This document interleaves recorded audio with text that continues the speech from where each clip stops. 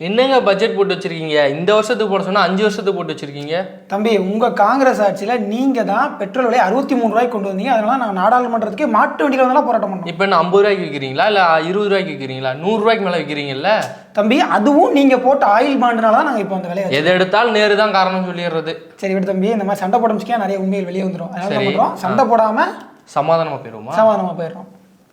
சாட்டை நேயர்கள் அனைவருக்கும் வணக்கம். இது உங்கள் அரசியல் அஞ்சல் பெட்டி.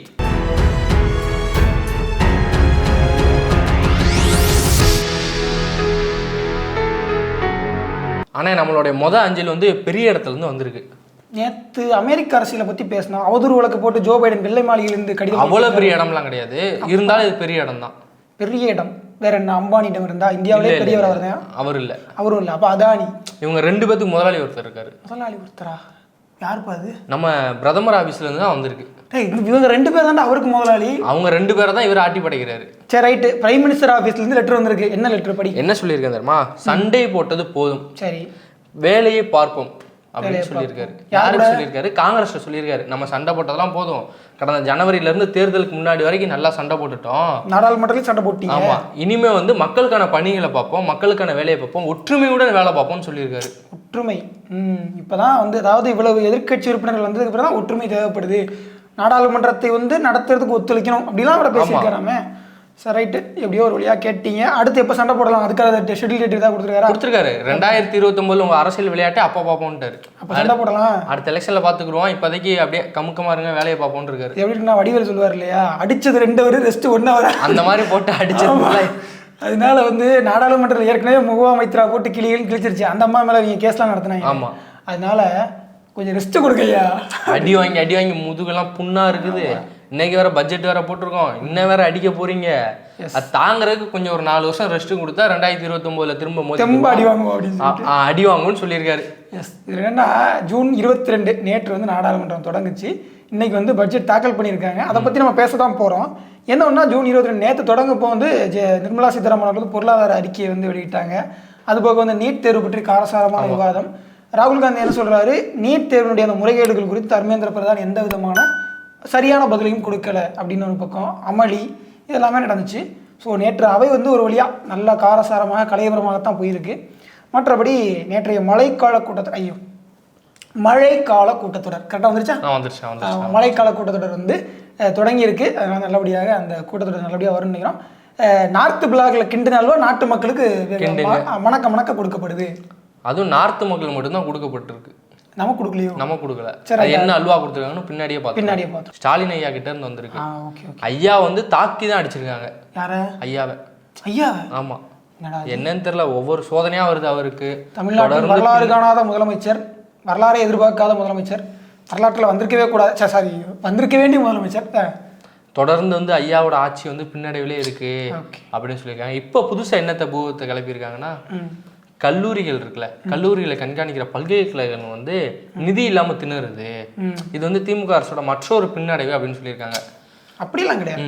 ஐயா குடும்பத்துல நிதி இல்ல, அங்க நிதி நெருக்கடி அப்படின்னா தான். நிதி நிறைய இருக்காங்கல்ல, அதான் சொல்றேன். குணாநிதி, அருள் நிதி, நிறைய நிதிகள் இருக்காங்க இல்லையா, அதனால அங்க நிதி இல்லைன்னா தான் பிரச்சனை.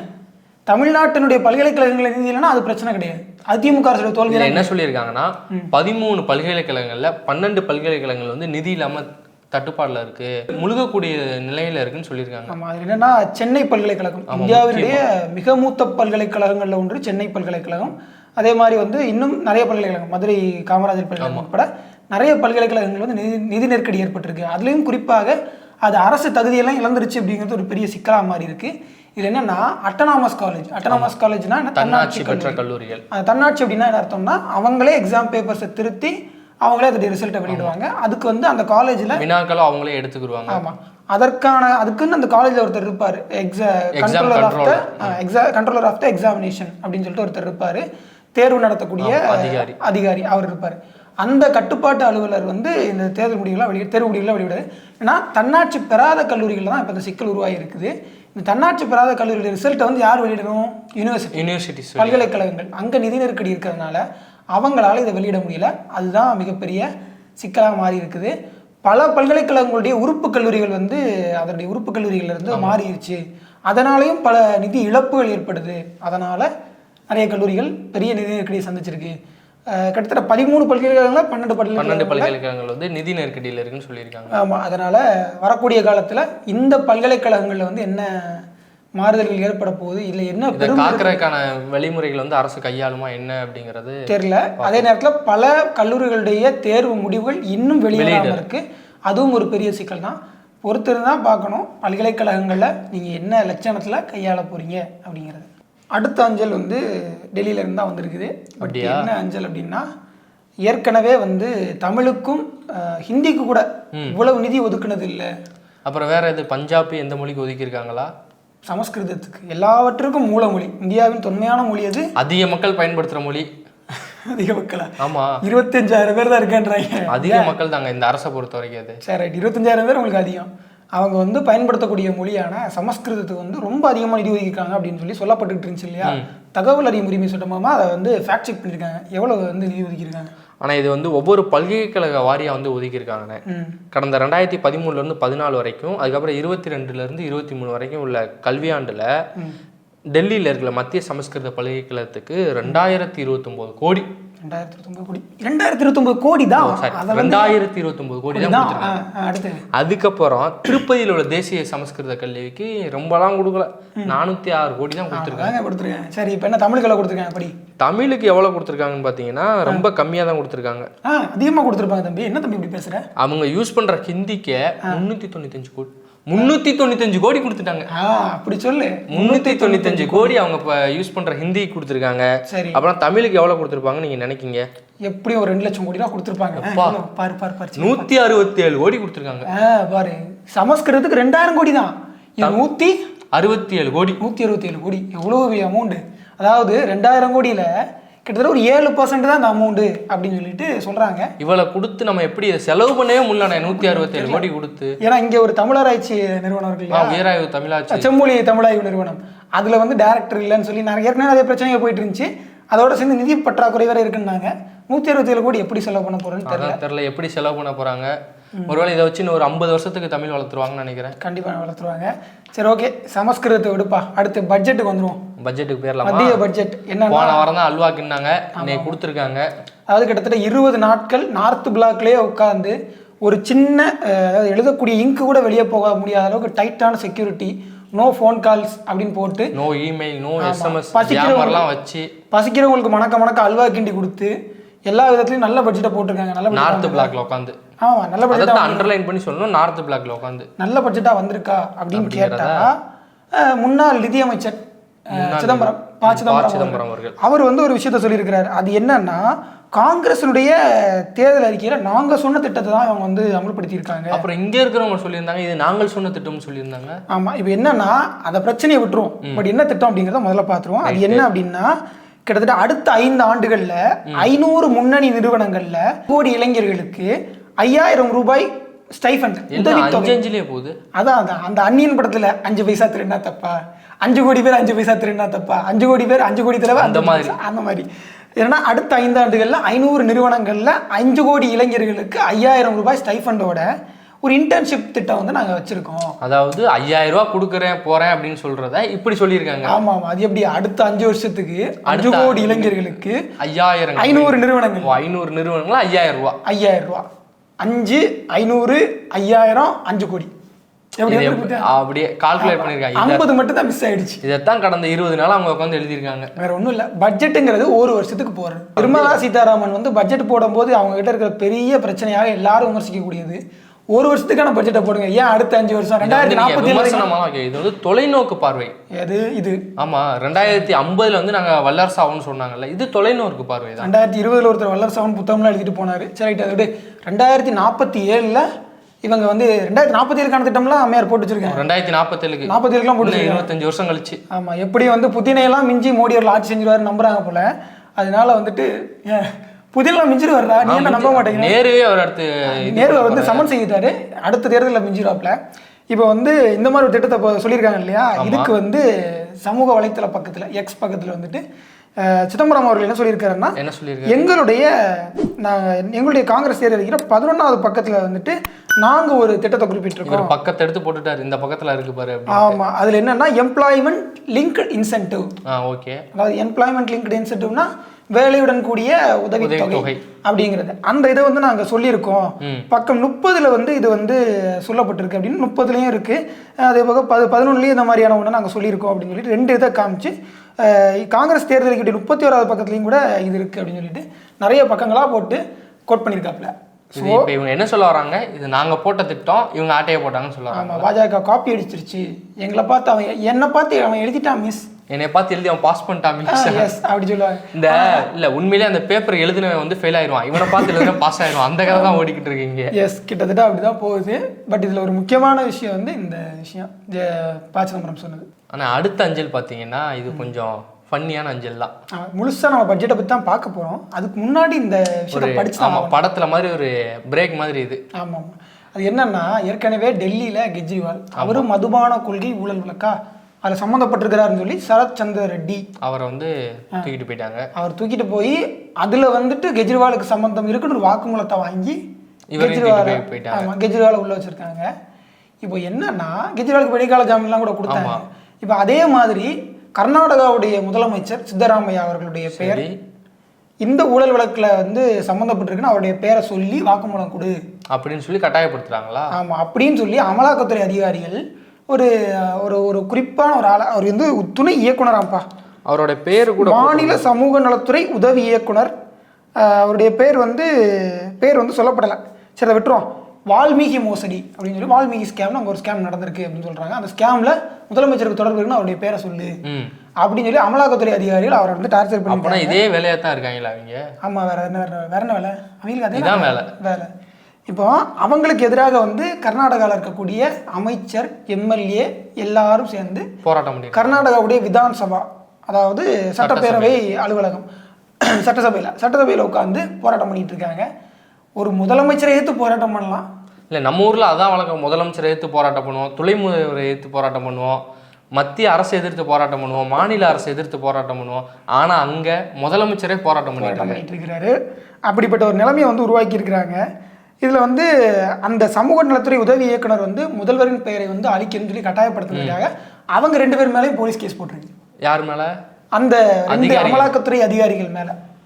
ஸோ உங்ககிட்ட இடி இருக்குன்னா எங்ககிட்ட காவல்துறை இருக்கு. ஆனால் அடுத்த அஞ்சல் வந்து பரபரப்பாக இருக்கிற அஞ்சல். பட்ஜெட் போட்டிருக்காங்க, அல்வா கிண்டி ஆரம்பிச்சதை எப்படி முடிச்சு வச்சிருக்காங்கன்னு சொல்லி பார்த்துடலாம். இன்றைக்கு காலை 11 மணி அளவில் நிர்மலா சீதாராமன் அவர்கள் பட்ஜெட் உரையாற்றி இருக்கிறார்கள். பேருரையாற்றியிருக்கார்.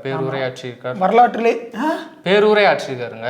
வரலாற்றிலேயே ரொம்ப குறைவான நேரத்தில் வந்து பட்ஜெட்டை படிச்சு முடிச்சவங்க நிர்மலா சீதாராமன் அவர்கள். டிஜிட்டலைஸ் பண்ணியாச்சு, எல்லாத்தையும் அவங்க கையிலேயே கொடுத்தாச்சு, நீங்களே படிச்சுக்கோங்கன்னு வந்து சொல்லிட்டாங்க. எல்லாத்தையும் நீங்களே படிச்சு. ஆமாம், டிஜிட்டல் இந்தியா. எஸ், இல்லைனா 84 நிமிடங்கள் பட்ஜெட்டை வாசிச்சிருக்காங்க. கிட்டத்தட்ட 1 மணி நேரம் 24 நிமிடம், 1.5 மணி நேரத்தில் முடிச்சிட்டாங்கப்பா. இந்த 1.5 மணி நேரத்தில் அவங்க படித்த அந்த பட்ஜெட்டை பற்றி தான் நம்ம வந்து பேச போகிறோம். என்னென்ன பேசியிருக்கோம், என்னென்ன சொல்லியிருக்காங்க சொல்லுங்கள். முதல்ல வந்து பட்ஜெட்டை பற்றி பேசுறதுக்கு முன்னாடி நாட்டின் வளர்ச்சின்னு அம்மா வந்து பேசினாங்க. என்ன சொல்லியிருக்காங்கன்னா, மத்திய அரசின் மீது மக்கள் நம்பிக்கை வைத்து 3வது முறையாக ஆட்சியில் அமர்த்தியுள்ளார்கள்.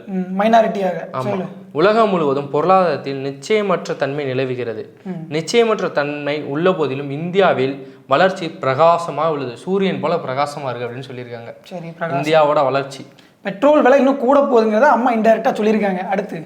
அடுத்து வந்து அப்படியே வந்து போகும்போது ஏழை பெண்கள், இளைஞர்கள், விவசாயிகளை அடிப்படையாக கொண்டு இடைக்கால பட்ஜெட்டை கொண்டு வந்துள்ளோம். ஆமாம், அந்த இடைக்கால பட்ஜெட்டை பொறுத்தவரை இந்த பட்ஜெட் எதை அடிப்படையாக கொண்டு உருவாக்கப்பட்டதுன்றப்போ கடந்த பிப்ரவரி மாதத்தில் எதாவது சொன்னாங்க. அந்த மாதிரி தான் அப்பவும் சொல்லியிருக்காங்க. ஒரு வேளை அதை அப்படியே காப்பி பண்ணி இதில் பேஸ்ட் போட்டுருக்காங்கன்னு நினைக்கிறேன். இன்னொன்று சொல்லியிருக்காங்க, இந்தியாவில் பணவீக்கம் குறைவாகவே இருந்து வருகிறது. இளைஞர்களுக்காக 5 சிறப்பு திட்டங்களை பிரதமர் அவர்கள் தந்துள்ளார்கள். 5 திட்டம். ஆமாம், 5 திட்டம். பக்கடா போடுறது, பஜ்ஜி வைக்கிறது. தம்பி, அதெல்லாம் அட்வைஸ். இது வந்து ஸ்கீம் வித்தியாசம். ஓகே. என்னன்னா, தங்கும் விடுதிகள் முதல்ல பணிபுரியும் பெண்களுக்கு அப்படின்னு சொல்லிட்டு ஹாஸ்டல் மற்றும் தங்குமிட வசதிகள் கொண்டு வர. இதைத்தான் நம்ம ஊர்ல இருக்கிறவங்க என்ன சொல்லிட்டாங்க, எங்களை தோழி விடுதியை பார்த்து தான் அவங்க ஆரம்பிச்சிட்டாங்க, எங்கள்கிட்ட இருந்து திருடிட்டாங்க அவங்க. மத்திய பட்ஜெட்டுக்கே முன்னோடியாக இருக்கும் திராவிட மாடல் பட்ஜெட். தமிழகம் பாரியா. சரி, ரைட்டு.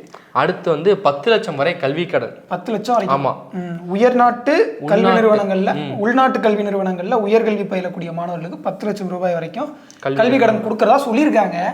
நீங்க ஏன் மைனாரிட்டி மாணவர்களுடைய, அதாவது இஸ்லாமியர், கிறிஸ்தவர் போன்ற சிறுபான்மை மாணவர்களுடைய கல்வி உதவித்தொகையை ஏன் நிறுத்துனீங்க அப்படின்னு ரொம்ப நாளாக கேட்டுட்டு இருக்கோம். அதுக்கு இன்ன வரைக்கும் பதில் வரல.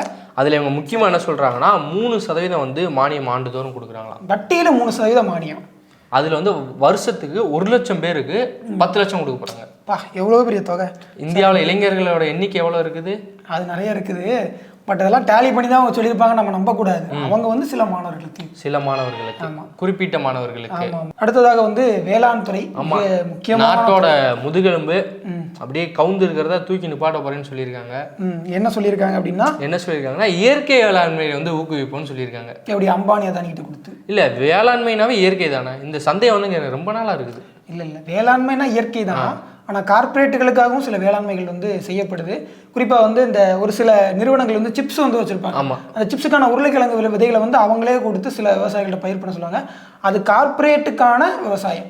ரைட்டு. ஸோ இயற்கை விவசாயங்கிறது மக்களுக்கானது. மக்களுக்கு என்ன பயிர் நல்லது, என்ன விளைபொருட்கள் நல்லதாக இருக்கும் அப்படின்னு சொல்லி அதை பண்ணுவாங்க. சரி, அம்மா என்ன சொல்லியிருக்காங்கன்னா வேளாண் துறையில் டிஜிட்டல் மயம் புகுத்தப்படும் அப்படின்னு சொல்லியிருக்காங்க. சரி, அடுத்து அதுக்கப்புறம் 2 சேட்டலைட் விடுவாங்க. டிஜிட்டல் முறையில் கரிப் வேளாண் பயிர்களை சர்வே எடுக்கப்படும். ஓகே. ஏற்கனவே வந்து பெங்களூரில், அதாவது கர்நாடகாவில் வந்து வெள்ளம் வந்து கரிப் பயிர் அழிஞ்சு போய் சொன்னதுக்கு நீங்கள் உடனடியாக நிதி தந்துட்டீங்க. நீதிமன்றத்துக்குலாம் போகலை, தேர்தல் ஆணையெல்லாம் அனுமதி கொடுக்கல, உடனடியாக கொடுத்துட்டாங்க. அதாவது தேர்தல் ஆணையம் அனுமதி கொடுத்து இவங்க போய் கோர்ட்டில் கேஸ் போட்டு அப்படிலாம் அந்த நிதி வாங்கலைன்னு மக்களுக்கும் தெரியும். உடனே கொடுத்துட்டாங்க. ஏன்னா நீதிமன்றத்துக்கு போயிட்டாங்க.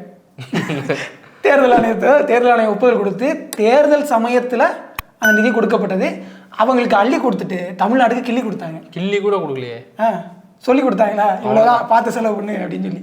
அப்புறம் வந்து விவசாயத்துறையில் 1.52 லட்சம் கோடி ஒதுக்கீடு செய்யப்படுகிறது. விவசாயத்துறைக்கு 1.52 லட்சம் கோடி. ஐயா, அந்த மினிமம் சப்போர்ட் ப்ரைஸ் அதெல்லாம் கேட்கக்கூடாது. சரி, ரைட்டு. அடுத்து அப்புறம் இறால் வளர்ப்பு, பதப்படுத்துதல், ஏற்றுமதி ஆகியவற்றின் நிதி மூலம் நபார்டு மூலம் எளிதாக்கப்படும். நபார்டு வங்கியின் மூலம் வந்து நிறைய நிதியுதவி செய்ய போறதா சொல்லியிருக்கிறாங்க. பீப் எக்ஸ்போர்ட்டுக்கே இந்துஸ்தான்கே நம்பர் 1 இது பீஃப் இல்லப்பா, பிரான் தான். அடுத்து இதை பேசுவாங்க. ஆனால் அடுத்த அஞ்சல், அதாவது பட்ஜெட்லேயே வந்து அடுத்த அஞ்சல் வந்து பீகாருக்கும் ஆந்திராவுக்கும் புதிய திட்டங்கள். மாநில அந்தஸ்து கேட்டாங்க, சிறப்பு அந்தஸ்து. எங்கள் மாநிலத்துக்கு சிறப்பு அந்தஸ்து கொடுங்க. இந்த தேர்தல் முடிவுகள் வந்த உடனேயுமே நிதிஷ்குமார் என்ன சொன்னார், நாங்களும் ரொம்ப நாளாக கேட்டுட்டு இருக்கோம், பீகாருக்கு வந்து சிறப்பு அந்தஸ்து கொடுங்க. நீங்கள் கொடுக்கவே மாட்டீங்க, இந்த இடம் எங்கள் தயவால் வந்து ஆட்சி அமைச்சிருக்கீங்க. அதை முக்கியமாக சொல்கிற பற்றியா, மார்ச் 30, 2012 மன்மோகன் சிங்குடைய ஆட்சியின் போது இந்த பீகார் மாநிலத்துக்கு சிறப்பு அந்தஸ்து கொடுப்பதற்கான அந்த NDC கிரைட்டீரியா அப்படின்னு ஒரு கிரைட்டீரியா இருக்குப்பா. அந்த கிரைட்டீரியா வந்து இந்த மாநிலத்துக்கு வந்து பொருந்தலை, அதனால சிறப்பு அந்தஸ்து கொடுக்க முடியாதுன்னு 2012 வண்டியை நிறுத்தி போ அப்படின்னு சொல்லிட்டு போயிட்டோம். அதனால திரும்ப கேட்காதீங்க, அதுக்கு வாய்ப்பு இல்லை அப்படின்னு சொல்லி நேற்றே நாடாளுமன்றத்தில் அதற்கு பதில் கொடுக்கப்பட்டு விட்டது. அதனால அப்பனா இவங்க எப்படியும் உருகிட்டு போயிடுவாங்களா? அந்த பதில் எடுத்து லாலு பிரசாத் யாதவ் போட்டுட்டு நீங்க ஒன்னும் ஆதரவை விளக்குங்க இல்ல பதவியை விலகுங்க நிதிஷ்குமார் அப்படின்னு சொல்லி போட்டிருக்காப்புல. மிரட்டி காமிக்கிறாங்க. மோடிஜியே மிரட்டுறீங்களா? உலகத்தையே மிரட்டுறவர், அவரை பிடிச்சி நீங்க மிரட்டிக்கிட்டு இருக்கீங்க. நாளை டெல்லியில இருந்து பீகாருக்கு ஒரு கால் போகும், நிதிஷ்குமார் எடுக்க மாட்டாரு, அடுத்த நாள் நம்பிக்கை இல்லாத தீர்மானம் தான் கொண்டு வருவாங்க. அது வேற இருக்கு. சரி, இதுல பட்ஜெட்ல எவ்வளவு ஒதுக்கி இருக்காங்க ஆந்திராவுக்கும் பீகாருக்கும்? என்னன்னா ஆந்திராவில் பொறுத்தவரை ஆந்திராவும் நீண்ட நாட்களாக மாநில சிறப்பு அந்தஸ்து கேட்டுட்டு இருக்காங்க. அவங்களோட முதல் கோரிக்கை அதுதான் இருந்துச்சு. தனி மாநிலம் கேட்டாங்க, தனி நாடு கேட்டாங்க. அதுக்கப்புறம் வந்து தனி நாடுலாம் கேட்டாங்க. ஆமா, மாநிலம் மாதிரியா பிரிச்சு விடுங்க. Yes, okay. தனி மாநிலம் கேட்டாங்க ஆந்திரா தெலுங்கானா. இதுல தனியா பிரிக்கிறது வந்து ஆந்திர மக்கள் விரும்பல. ஆனா அதுக்கு பிறகு அமராவதின்ற ஒரு புதிய தலைநகரை உருவாக்கணும் அப்படின்னாங்க. அந்த அமராவதி நகரை உருவாக்குறதுக்கு நிறைய நிதி நெருக்கடிகளை வந்து ஜெகன் சந்திச்சாப்புல. ஜெகன்மோகன் ரெட்டி இப்ப ஆட்சியில இருந்து இழந்தவர். ஸோ இப்போ வந்து நம்ம சந்திரபாபு நாயுடு வந்திருக்காப்புல. அதனால அவர் இந்த அமராவதி எப்படியாவது மீட்டெடுத்துருவாரா, இங்க எப்படி வந்து மதுரையை மீட்டெடுக்கிறதுக்கு சுந்தரபாண்டியனுமோ அவங்க அங்க வந்து சந்திரபாபு நாயுடு. அதனால அவர் அமராவதிக்கான அந்த நிதியை பெற்று விடுவாரா. 1 லட்சம் கோடி ரூபாய் மதிப்பிலான சிறப்பு அந்தஸ்து, வரிச்சலுகை அதெல்லாம் அவர் கேட்டாரு. பீகாரும் வந்து ஒரு 80,000 கோடி ரூபாய் கேட்டாங்க. இப்போ எவ்வளோ கொடுத்துருக்காங்க? அதுதான் அந்த பட்ஜெட்டில் எவ்வளோ சொல்லியிருக்காங்க. இப்போ எவ்வளோ கொடுத்துருக்காங்கன்னா ஆந்திரா வளர்ச்சிக்காக 15,000 கோடி ரூபாய் சிறப்பு நிதி ஒதுக்கீடு. ஜி, நாங்கள் கேட்டது 1 லட்சம் கோடி ரூபாய், 15,000 கோடி ரூபா கொடுக்குறீங்க. பார்த்து செலவு பண்ணுங்க ஜி. என்ன ஜி இப்படி சொல்றீங்க? 1 லட்சம் கோடி நாங்கள் கேட்டோம். நீங்கள் இப்போதைக்கு எங்கள் ஆட்சியில் இருக்கிறதுக்காண்டி தான் 15,000 கோடி. இல்லை தமிழ்நாடு மாதிரி எதுவுமே தரமாட்டோம், பார்த்துக்கோங்க. அது மட்டும் இல்லை, ஆந்திர பிரதேசத்தில் மின்சாரம், சாலை, ரயில்வே உள்ளிட்ட பல்வேறு திட்டங்கள் கொண்டு வரப்படும் அப்படின்னு சொல்லியிருக்காங்க. ஆந்திராவில் பின்தங்கிய மாவட்டங்கள், அதாவது ஆஸ்பிரேஷனல் டிஸ்ட்ரிக்ட்ஸ் அப்படின்னு சொல்லப்படக்கூடிய டிஸ்ட்ரிக்ட்ஸ், அதுக்கு வந்து கூடுதல் நிதி தருவோம் அப்படின்னு சொல்லியிருக்கிறாங்க. அதற்கு பிறகு ஆந்திரத்தில் சாலை மேம்பாடு, அதாவது குடிநீர் வசதி திட்டங்கள் அதையெல்லாம் கூட நாங்கள் கொண்டு வருவோம் அப்படின்னு சொல்லியிருக்காங்க. குறிப்பாக ஆந்திர தலைநகர் அமராவதி அதை உருவாக்குவதற்கு 15,000 கோடி ரூபா. அமராவதி வந்து திரும்ப தலைநகர் ஆக்கி அங்கே 15,000 கோடி கொடுத்து உருவாக்கிடுவோம் அப்படின்னு சொல்லியிருக்காங்க. ஜெகன்மோகனால நிறைவேற்ற முடியாத ஒரு திட்டத்தை சந்திரபாபு நாயுடு மீண்டும் அப்படி சொல்லக்கூடாது, எங்க மோடிஜி வந்து உருவாக்கி கொடுக்காரு. சரிதான், இப்படி சொல்லியிருக்காங்க. அது போக பீகாரில் வந்துட்டு சாலைகள் மேம்பாலம் அமைக்கிறதுக்கு பீகாரில் வெள்ள பாதிப்பு ஏற்பட்டிருக்கு இல்லையா, வெள்ளம் வந்து 15 பாலத்துக்கு மேலே இடிஞ்சு விழுந்துருச்சு, நம்மளே கூட சொன்னோம். அந்த இடத்துக்கு வந்து 26,000 புது பாலம். ஆமாம், புது சாலைகள் புது பாலம் 26,000 கோடி ரூபா கொடுத்துருக்காங்க. 80,000 கோடி ரூபா கேட்டவங்களுக்கு 26,000 கோடி, பரவாயில்ல, நல்லா. இப்போ வந்து இந்த சிவாஜி படத்தில் வந்து சிவாஜி நடந்து வருவார், அப்படியே பாலைவனமாக இருக்கிறலாம் தார் ரோடாக மாறும், மரங்கள் முளைக்கும், அந்த மாதிரி அப்படியே மோடிஜி நடந்து வர அப்படியே பின்னாடி வந்து பீகாரும். இதில் என்ன சொல்கிறாங்கன்னா, மோடிஜியின் வழியில் போனால் அவங்களுக்கு புது பாலம் வரும், புது தலைநர் வரும், எல்லாமே வரும். அதனால மோடிஜி வழியாக வந்துருங்க. சரிதான். அதற்கு பிறகு வந்து தொழில்துறையில் வந்து உற்பத்தி துறையில் இருக்கக்கூடிய சிறு குறு நிறுவனங்கள் MSME செக்டார் அப்படின்னு முடிச்சு கட்டினாங்கல்ல, அதெல்லாம் இருக்கு, இன்னும் இருக்கா? ஏதோ கொஞ்சம் நெஞ்சம் இருக்கு, நீ அவ்வளோலாம் பயப்படாது. முடிச்சாங்கன்னு நினச்சேன். இருக்கு.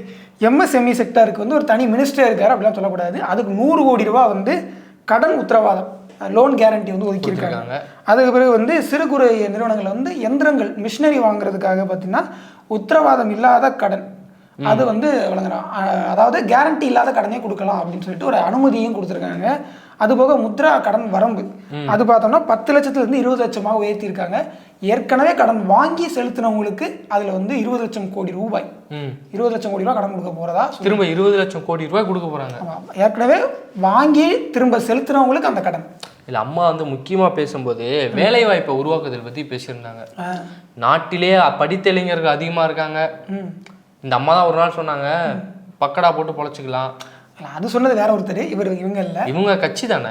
ரைட்டு, இவங்க சொன்னாங்க. அதற்கு பிறகு வந்து இப்போ என்ன சொல்லியிருக்காங்கன்னா, உற்பத்தி துறையில் 5 ஆண்டுகளில் 1 கோடி இளைஞர்களுக்கு வேலை வாய்ப்பு பயிற்சி தரப்படும் அப்படின்னு சொல்லியிருக்காங்க. அதாவது ஸ்கில்டு ட்ரைனிங் கொடுக்குறாங்களாம்ப்பா, ஸ்கில் லேபர்ஸை உருவாக்குறாங்க.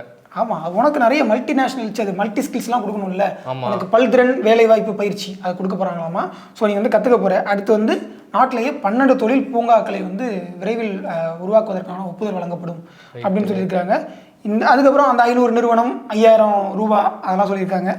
வழக்கம் போல் கபகபன்னு முந்திரி பருப்புலாம் போட்டு கொடுத்துருக்காங்க. ஆமாம், இது போக ரிசர்வ் பேங்க் கொடுத்து அந்த 2 லட்சம் கோடி ரூபாய்க்கு மேலான டிவைடெண்ட் அது எங்கே போகுதுன்னு தெரில. சரி, எல்லாம் வந்து கடைசியாக அதாவது அரசினுடைய வாய்க்கு போயிருக்கு. அரசு வந்து நல்லபடியாக வருவாயை வந்து செலவு பண்ண போகுது அப்படின்னு எடுத்துக்கலாம். இதில் நாங்கள் என்ன சொல்ல வரோம்னா, அவங்க கொடுத்த காசை வச்சு பார்த்து பக்குவமாக திருநெல்வேலி அல்வா வாங்கி சாப்பிடுங்க. மற்றபடி என்னென்னா பற்றாக்குறை அதுதான் கொஞ்சம் பயமாக இருக்குது. இந்த பட்ஜெட் பலன் தருமா தராதா, இதில் என்னென்ன பிரச்சனைகள் இருக்குது, கார்ப்பரேட் டேக்ஸ், இன்கம் டேக்ஸ், என்னென்ன மாற்றங்கள்லாம் நடந்திருக்கிறத பற்றி விரிவான ஒரு உரையாடலை நாளைக்கு போஸ்ட் பாக்ஸில் பார்க்கலாம். அதுவரை இணைந்திருங்கள். இது உங்கள் அரசியல் அஞ்சல் பெட்டி. நன்றி, வணக்கம்.